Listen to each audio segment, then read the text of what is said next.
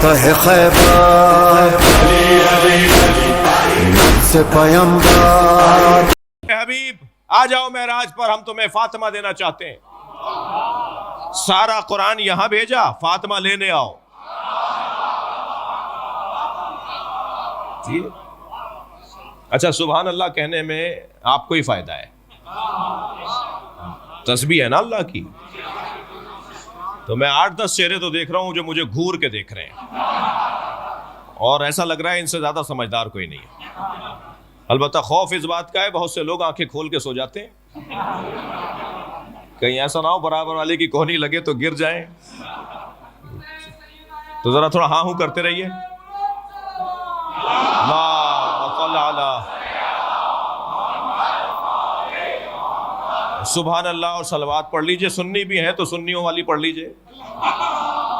اللہم صل علی محمد وآل محمد وسلم علی محمد وآل محمد وبارک علی محمد وآل وارحم محمد وآل محمد کافضل ما صلیت وسلمت وبارکت وترحمت علی ابراہیم وعلی آل ابراہیم. یہ صلوات سنی شیعہ کا مسئلہ نہیں ہے، یہ صلوات ہماری بھی ہے. ہم اس صلوات کا جو نچوڑ ہے وہ پڑھتے ہیں.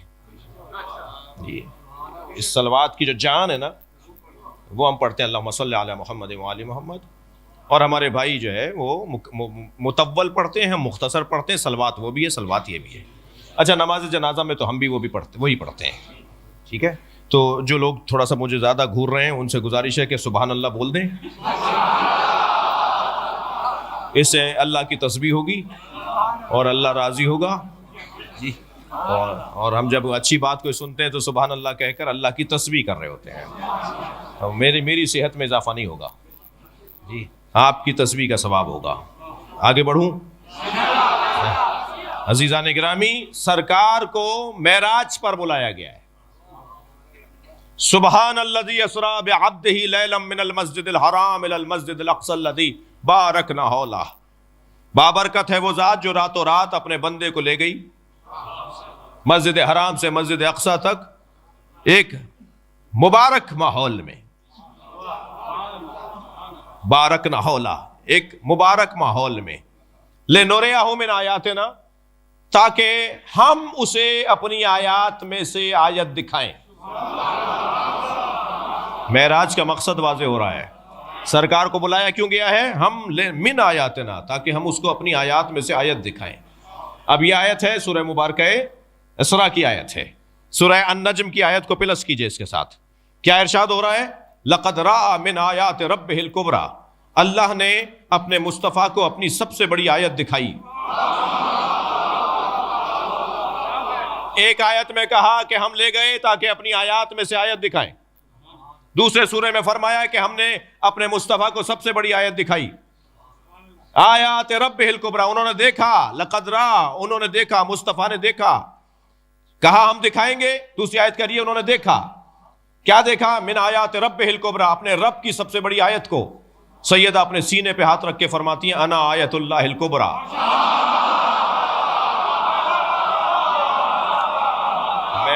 میں اللہ کی سب سے بڑی آیت. جی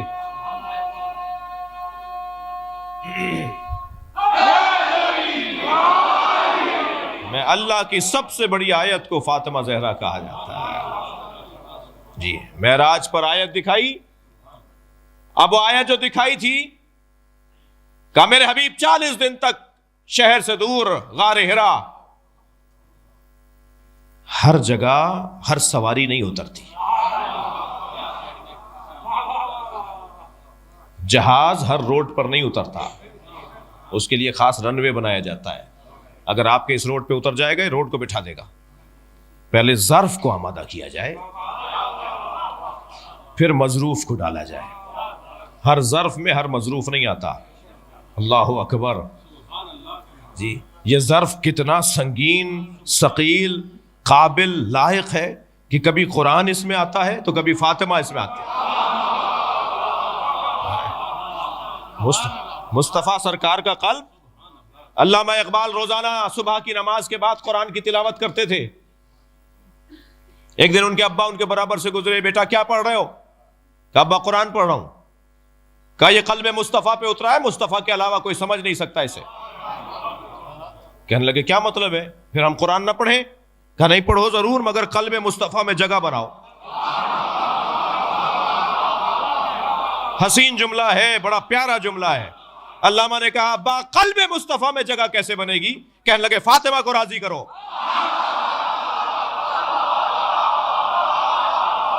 صلوات پڑھیں گے محمد و آل محمد۔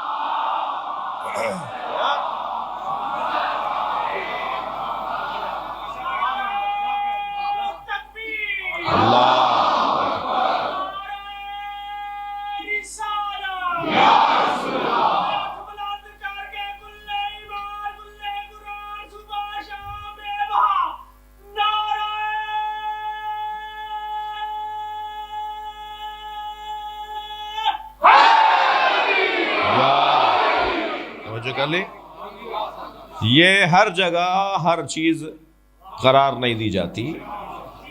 سیدہ کا نور اترنا ہے، اے میرے مصطفیٰ 40 دن چلا کرو۔ سرکار نے 40 دن تک غار حرا میں عبادت کی، روزہ رکھا، نمازیں پڑھیں، سجدے کیے، اللہ کا ذکر کیا۔ 40 دن کے بعد جبریل نازل ہوئے کہ یا رسول اللہ جنت کے درخت شجرہ طوبہ کا پھل اللہ نے بھیجا ہے، آپ یہ پھل تناول کر لیجئے۔ جبریل یہ شجرہ طوبہ کیا ہے؟ اگر نبی نے سوال نہ کیا ہوتا تو روایت کیسے بنتی، اور روایت نہ بنتی تو آج بیان کیسے ہوتی؟ اس لیے نہیں پوچھ رہے کہ پتہ نہیں ہے، اس لیے پوچھ رہے کہ ہمیں پتہ ہو جائے۔ فرمایا جبریل یہ شجرہ طوبہ کیا ہے؟ فرمایا غرس اللہ بیدہ، یہ جنت کا ایک واحد درخت ہے جسے اللہ نے اپنے ہاتھوں سے لگایا ہے، اور جنت کی ساری نہریں اسی درخت سے نکلتی ہیں۔ دودھ کی نہر اسی سے نکلتی ہے، شہد کی نہر اسی سے نکلتی ہے، شراب طہورہ کی نہر اسی سے نکلتی ہے، آب زلال کی نہر اسی سے نکلتی ہے۔ پورے جنت کو سیراب کرنے والی نہریں وہ اسی درخت سے نکلتی ہیں، یہ اللہ نے اپنے ہاتھوں سے لگایا ہے۔ اور اس درخت میں ایک ہی پھل نکلا ہے جسے فاطمہ کہا جاتا ہے۔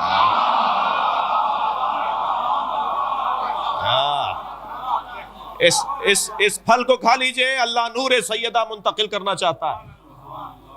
سرکار نے جب اسے دو نیم کیا تو اس میں سے نور نکل رہا تھا۔ فرمایا یا رسول اللہ یہ نور فاطمہ ہے۔ سرکار نے اسے تناول فرمایا، سنگینی محسوس کی۔ قرآن پہاڑ پر اترے تو ریزہ ریزہ ہو جائے، قلب مصطفیٰ پہ اترا ہے جی۔ سیدہ کا وجود قلب مصطفیٰ پہ اترا ہے۔ انا انزلناہ فی لیلۃ القدر، ہم نے اسے شب قدر میں نازل کیا ہے۔ یہ قلب مصطفیٰ کے اوپر اترا ہے۔ قلب مصطفیٰ ہم وزن جی، ہم وزن۔ سرکار دو چیزیں چھوڑے جا رہے ہیں نا، کتاب اللہ و اطرتی اہل بیتی۔ کیا کہا اسے؟ انی تارک فیکم الثقلین، دو بھاری چیزیں۔ تو کتنی بھاری ہیں؟ تو قرآن نے بتا دیا نا کتنی بھاری ہیں۔ اگر پہاڑ پر اترے تو ریزہ ریزہ ہو جائے۔ قرآن اتنا بھاری ہے، قرآن اتنا وزنی ہے، مگر یہ قلب مصطفیٰ پہ اترا تو قرآن سے زیادہ سنگین وجود سرکار کا ہے۔ توجہ ہے؟ یا ہم وزن کے ساتھ رہتا ہے، یا کم وزن سنگین وزن کے ساتھ رہتا ہے۔ بڑا وزن چھوٹے وزن کے ساتھ نہیں رہتا، ایسا ہی ہے۔ قرآن مجید سرکار کے قلب پہ اترا، قرآن کا وزن کم ہے، مصطفیٰ کا وزن زیادہ ہے، یہ تو طے ہے۔ اور اب جو سرکار پر اتر رہے ہیں، کبھی پشت پر حسین اتر رہے ہیں،